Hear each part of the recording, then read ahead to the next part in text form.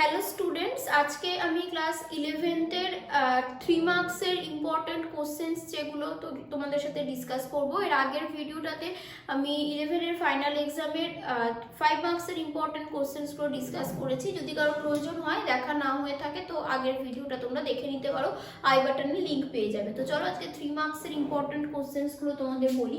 প্রথমে দেখো, আমি কয়েকটা পার্টে ভাগ করে নিয়েছি, মানে ক্লাসিফিকেশন পোর্শন, যেটাতে তোমাদের মানে কি বলা যেতে পারে, অ্যানিমাল কিংডম, প্ল্যান্ট কিংডম এভাবে পড়তে হয়, ক্লাসিফিকেশন পড়তে হয়, বাইনোমিয়াল নোমেনক্লেচার মানে ক্লাসিফিকেশন সিস্টেম পড়তে হয়, সেই পোর্শনটাকে একটা ভাগ রেখেছি।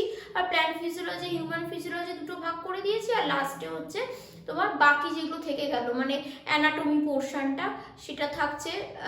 কিছু প্ল্যান্টের ওই মরফোলজি অফ ফ্লাওয়ারিং প্ল্যান্টস থাকছে, ওই জায়গাগুলোকে একটা আলাদা গ্রুপে করেছি। তো প্রথমে ক্লাসিফিকেশনের মধ্যে তোমরা যদি দেখো প্রিভিয়াস ইয়ার স্টাডি করে, তাহলে দেখবে অস্ট্রিকথিস, কন্ড্রিকথিসের কনসেপ্ট, এক্সাম্পল, তাদের ডিফারেন্স, এরকম কিন্তু অনেক কোশ্চেন্স দিয়েছে। তো তোমরা যদি কনসেপ্টটা জানা থাকে এবং এক্সাম্পল দেখে রাখো, তাহলে এই থেকে যা কোশ্চেন্স দেবে মোটামুটি পারবে।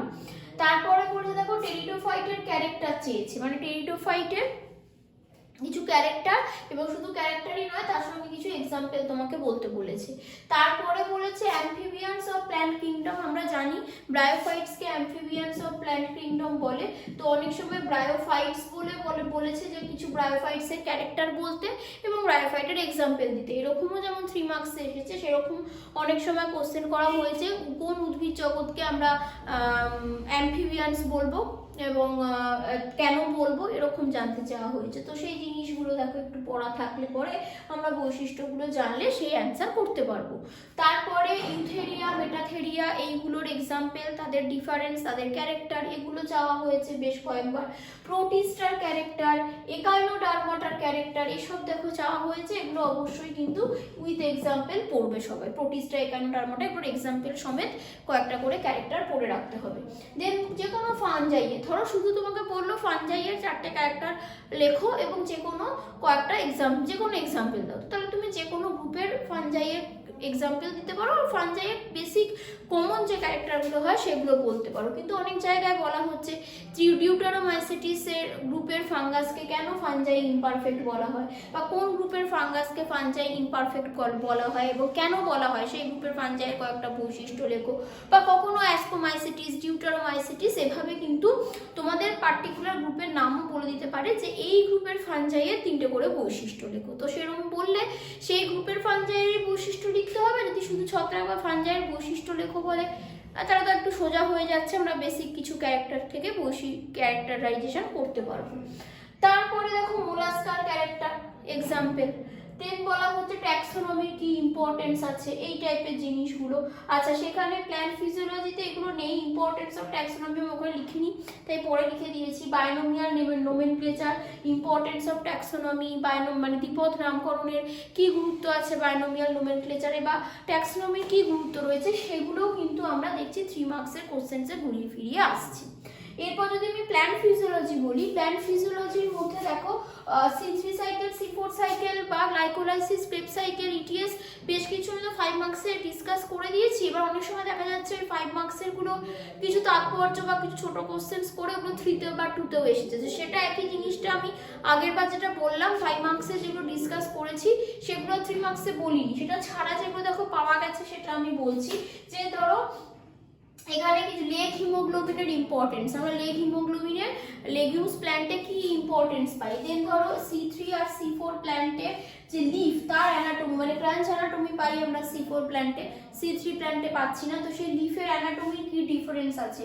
ডিফারেন্ট হরমোন মানে ethylene, abscisic acid, IAA, cytokinin, সবের রোল, সবার ফিজিওলজিক্যাল কি রোল আছে মানে প্ল্যান্ট বডিতে, তারা কিভাবে কাজ করছে। প্লাস আমরা যদি এগুলোকে হর্টিকালচার বা এগ্রিকালচারে ইউজ করি, বা উদ্যানবিদ্যাতে বা কৃষিকাজে ব্যবহার করি, আর্টিফিশিয়ালি আর কি, তাহলেও কি কি রোল আছে সেগুলোকেও কিন্তু ভালো করে তোমাদের পড়তে হবে। দেন তোমরা এখানে বলতে পারো ফেসিলিটেটেড ডিফিউশন বা সহায়ক ব্যাপনটা কি, বা সহায়ক ব্যাপনকে আমরা অ্যাক্টিভ ট্রান্সপোর্ট না প্যাসিভ ট্রান্সপোর্টের মধ্যে ফেলবো, কেন ফেলবো, ঠিক আছে, সেই জিনিসগুলোকেও তোমাদের ভালো করে পড়তে হবে। তারপর দেখো তোমার ফটো পিরিয়ডিজম মানে আলো পর্যায়বৃত্তি কি, এবং তার উপর বেস করে আমরা প্ল্যান্টের যে ক্লাসিফিকেশন করি সেই পোর্শনগুলোকে ভালো করে দেখতে হবে। দেন বলতে পারো তাহলে ফটো পিরিয়ডিজমের পরে ওই যে absorption of water by roots মানে মূলের দ্বারা কি করে জল শোষণ হয় সেই পদ্ধতির ব্যাখ্যা। দেন হচ্ছে গিয়ে ফটো রেসপিরেশন মানে আলোক শোষণের ক্যারেক্টার কি ছিল, বা হচ্ছে গিয়ে স্টোমাটাল ক্লোজিং এবং ওপেনিং এ পটাশিয়াম ম্যালেট হাইপোথিসিসটা কি ছিল। দেন বলতে পারো ওয়াটার হরমোনের রোল মানে প্ল্যান্টের গ্রোথের ক্ষেত্রে ওয়াটার এবং হরমোনের কি রোল আছে সেটা 3 মার্কসে এক্সপেক্ট করতে পারো। ভার্নালাইজেশন কি বা তার ইউজেস গুলো কি, ইলেকট্রন ট্রান্সপোর্ট সিস্টেমটা কি এবং তার প্রয়োজনীয়তা কি রয়েছে, ঠিক আছে, অক্সিডেটিভ ফসফোরাইলেশনটা কি, এই জিনিসগুলো কিন্তু প্ল্যান্ট ফিজিওলজির মধ্যেও খুব ইম্পর্টেন্ট। এবার যদি আমরা হিউম্যান ফিজিওলজি দেখি তাহলে দেখো ক্লোরাইড শিফট মডেল, তারপরে বলতে পারো glomerulus, medulla oblongata, pineal gland, rod cell, কোন সেল, ফোবিয়া সেন্ট্রালিস, এই সব অনেক কিছু জিনিস আছে হিউম্যান ফিজিওলজি যদি বলতে চাও।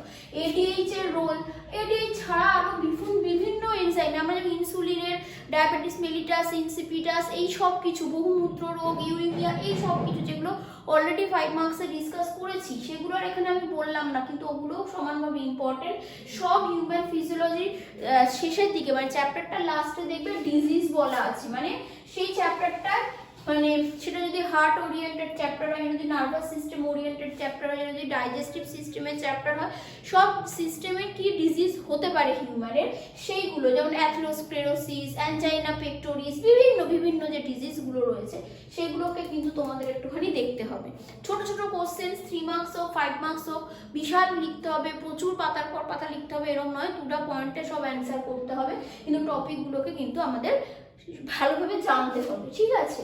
তো সেই রকমই দেখো গ্যাস্ট্রিন, সিক্রেটিন, বিভিন্ন ডাইজেস্টিভ যে এনজাইম, ফ্রিক প্রিন্সিপাল, দেন হচ্ছে কার্ডিয়াক সাইকেল, ইসিজি, তারপরে বলতে পারো নার্ভাস সিস্টেম, তারপর ক্রেনিয়াল নার্ভ যে নামগুলো খুব পঞ্চম ক্যারিয়ার ক্রেনিয়াল নার্ভ, নবম ক্রেনিয়াল নার্ভের নাম খুব জানতে চাইছে, তো সেগুলোকে দেখতে হবে। রিফ্লেক্স অ্যাকশন দেখতে হবে, নেফ্রনের স্ট্রাকচার, নেফ্রনের পুরো স্ট্রাকচার, বা একটা বছর তোমরা প্রিভিয়াস ইয়ার্স লক্ষ্য করলে দেখতে পাবে সেখানে এসেছে যে অ্যাফারেন্ট এবং ইফারেন্ট আর্টারিওলস হয় মানে অন্তর্মুখী ধমনিকা আর বহির্মুখী ধমনিকা, তোমরা জানো নেফ্রনের স্ট্রাকচারে। তো কোশ্চেনটা ছিল যে অন্তর্মুখী ধমনিকার ব্যাসটা বড় হয়, তোমরা ছবিতে খুব ভালো করে কেয়ারফুলি পড়ে থাকলে দেখবে যে অন্তর্মুখী ধমনিকার ব্যাসটা বড়, বহির্মুখী ধমনিকার ব্যাসটা ছোট, তো সেটা কেন হয় সেটা জানতে চেয়েছে।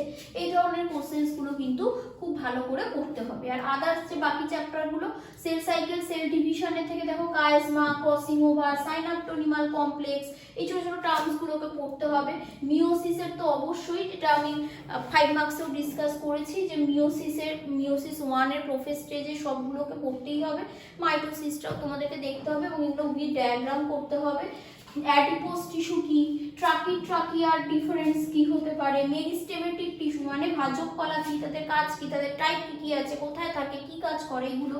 সাইটোস্কেলিটন, দেন এপিথেলিয়াল টিস্যু বা আবরণী কলার কাজ কি, কোথায় থাকে, কিরকম তাদের শেপ হয়, প্রোটিনের structure primary, secondary, tertiary, complex lipid কি, তার এক্সাম্পল কি, ঠিক আছে। আর induced fit model, lock and key model মানে তালাচাবি তত্ত্ব, এই যে জিনিসগুলো আমরা এনজাইমের জন্য পাই, বা এনজাইম অ্যাক্টিভিটির জন্য কিরকম পিএইচ দরকার, কিরকম টেম্পারেচার দরকার, এবং সেই টেম্পারেচার পিএইচ এগুলোর উপর বেস করে এনজাইম কি করে অ্যাক্টিভ হয়, কি করে কাজকর্ম করে, সেই জিনিসগুলো কিন্তু বায়োমলিকিউলস অনেকের মনে হয় ভয় লাগছে, হচ্ছে না, কিন্তু এই জায়গাগুলোকে একটু দেখে যাবে।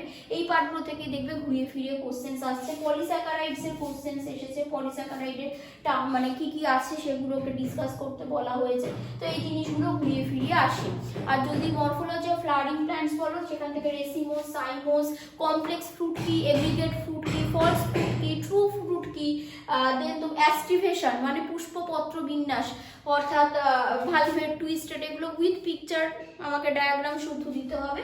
এই জিনিসগুলোই কিন্তু এর মধ্যে খুবই ইম্পর্টেন্ট বলতে পারবো, ঠিক আছে। আর monocot, dicot, leaf, stem, roots, এগুলোর ডিফারেন্স এগুলো কিন্তু থাকছে। আর কয়েকটা কোশ্চেন্স আমার বলার আছে তোমাদের, সেটা হলো যে যেমন ধরো প্রোটিস্টার বৈশিষ্ট্য তো বলেছি, আবরণী যোগ করা আছে। কোষ বিভাজনের তল অনুসারে ভাজক কলা শ্রেণী বিভাগ, এটা এসেছিল হলো 2016-তে।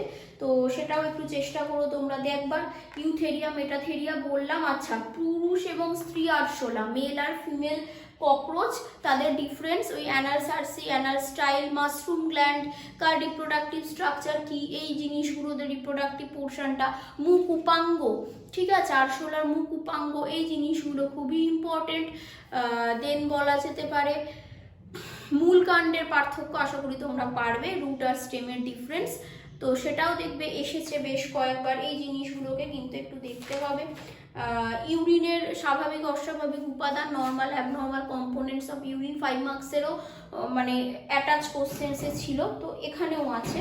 তো এই জিনিসগুলো কিন্তু তোমাদেরকে একটুখানি দেখতে হচ্ছে। ক্লোরাইড শিফট মডেল, এখানে হয়তো বলেছি, ক্লোরাইড শিফট মডেল প্রথমেই দেখো দেওয়া আছে, কার্বন ডাইঅক্সাইড ট্রান্সপোর্টের জন্য যেটা লাগছে, আর কিউ এর ভ্যালু, ইলেকট্রন ট্রান্সপোর্ট সিস্টেমের ইম্পর্টেন্স, এই সব কিছু, এই জিনিসগুলোকে কিন্তু তোমাদের ভালো করে মোটামুটি এই পার্টগুলোকে দেখে গেলে 3 মার্কসের কোশ্চেন্স তোমরা কমন পাবে। এবার 3 মার্কস আর 5 মার্কসের এই টাইপের কোশ্চেন্সগুলো পড়তে পড়তে দেখবে মোটামুটি তোমাদের রেডি হয়ে যাচ্ছে, এবং তার সাথে সাথে 2 মার্কসটা আর এমসিকিউটা যত ভালো তোমাদের বই পড়া থাকবে তত ভালো দেখবে তোমরা সেগুলো অ্যাটেন্ড করতে পারছো।